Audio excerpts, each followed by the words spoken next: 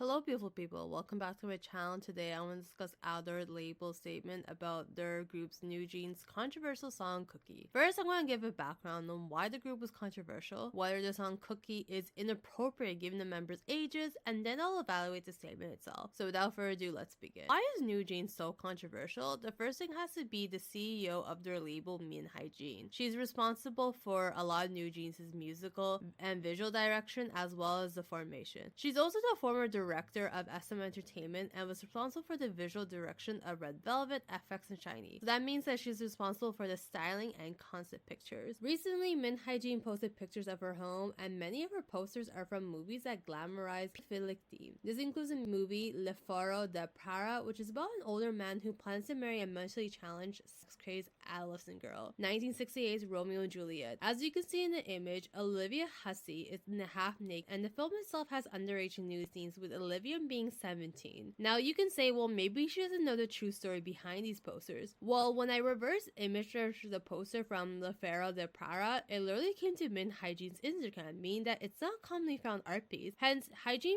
probably knows the background of these movies to deeply search for something that's so rare. This is why people found these posters to be so alarming. Why would Heejin find it so attractive and learning she owns these pieces? As well, for someone who's an artist, their studio always represents their muses and inspiration, which is why it created a huge concern. She also owns the French concept album Histoire de Melody Nelson, which is narrated by a middle-aged man who falls in love and obsesses over a 15-year-old girl named Melody. Now, one may argue that Heejin may enjoy the album for the sound, that she may not know French. Although this is a valid claim, given that she already has a plethora of posters from movies as underage girl, it's valid for people to think that she enjoys the album for its inappropriate message. As well, the album cover is a half-naked woman holding a stuffed animal, which is supposed to represent Melody. To me, when I see a stuffed animal, I'm assuming that it's associated with youth and the person holding it is a child. So the fact that she finds this album art attractive enough to have in her studio is just alarming. She also posted pictures of underage Brooke Shields on Instagram and allegedly used her as a muse for FX's Crystal's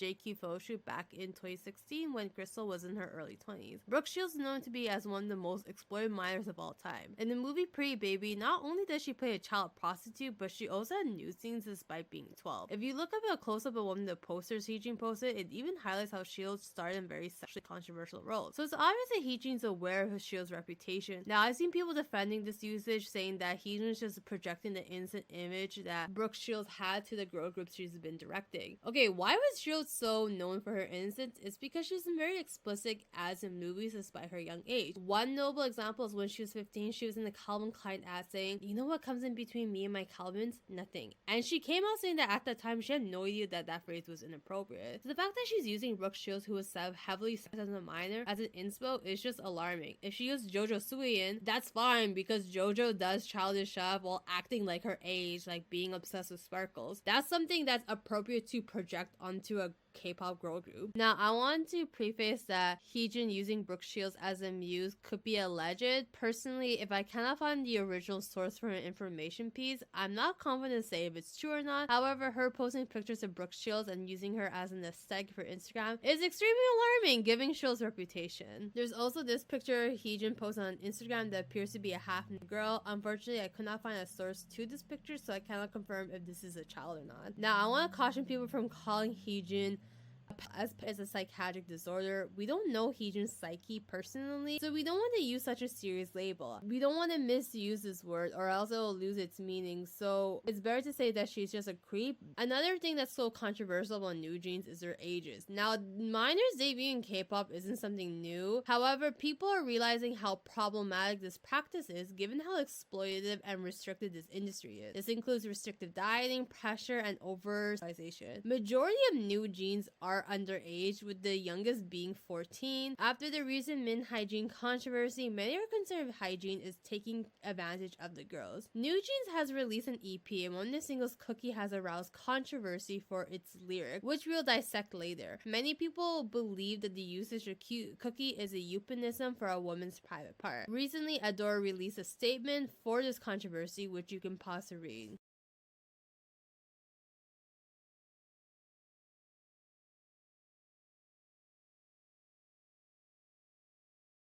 Now here's a basic summary. So Cookie is just about the relationship between NewJeans and the fans. So saying that try my cookie, you can only get at home are just metaphors to hearing their music, that their music is very unique and you can only get from them.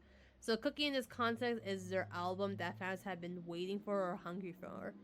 They consulted English professors, professional interpreters, translators, and native speakers about this issue, and they said that there's no commonplace interpretation that Cookie could be used in a sexual way. Those consultants say that it's very problematic to put total confidence onto one interpretation, and that someone's interpretation of the song is based on their own personal experience. Cookie was written by two native English speakers, a Korean woman and a Swedish woman in their 30s, and was translated by a bilingual Korean woman, and that they always had wholesome intentions to showcase the talents of NewJeans, so they're shocked over the controversy. Ador is also concerned how NewJeans has been portrayed as an unusually young group, saying that they have two 19-year-olds and 18, 17, and 15 in Korean age, when other groups have similar lineups. So they're saying that we're all hypocrites for criticizing NewJeans' ages. Finally, they were heartbroken that people claimed that Ador was imposing a hidden agenda. They said that this claim is weak and they don't gain anything good from it, and say that creating these unfound rumors hurts everyone involved. Now, let's first dissect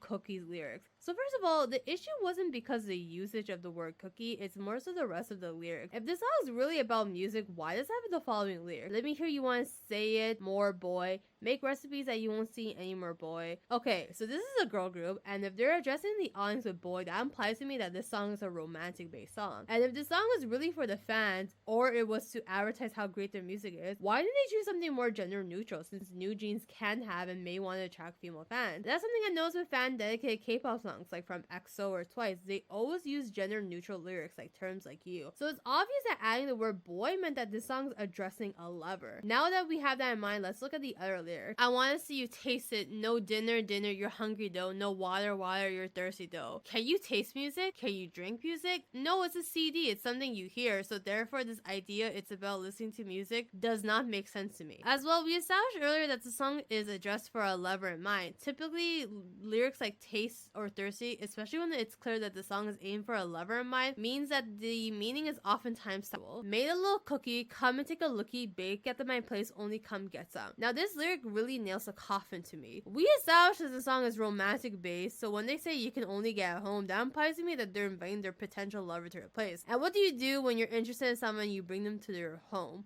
Play checkers?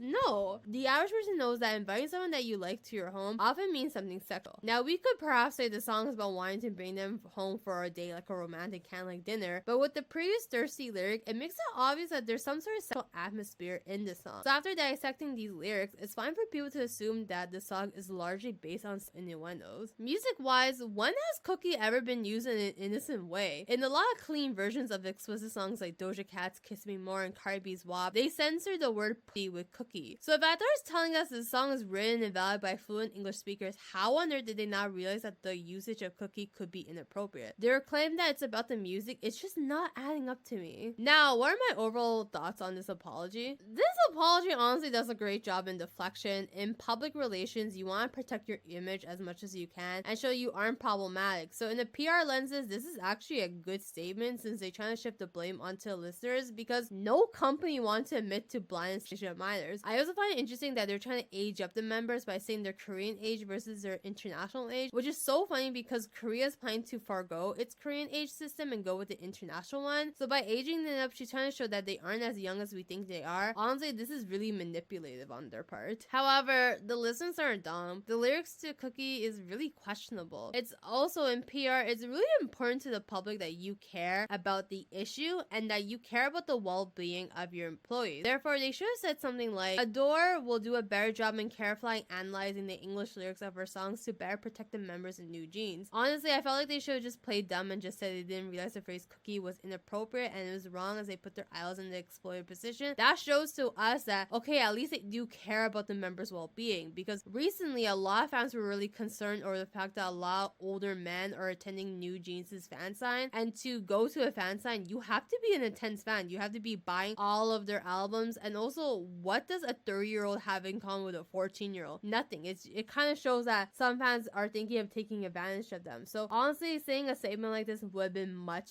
better. So honestly, I don't plan to support NewJeans because Min Heejin just terrifies me as a person, and I don't want to give my money and let them succeed to send a message to K-pop that it's fine to debut minors. Anyways, thank you for watching. Please share your thoughts below, subscribe for more video essays, and please connect with me on Instagram and Twitter. I love you guys all so much. Take care. Bye-bye.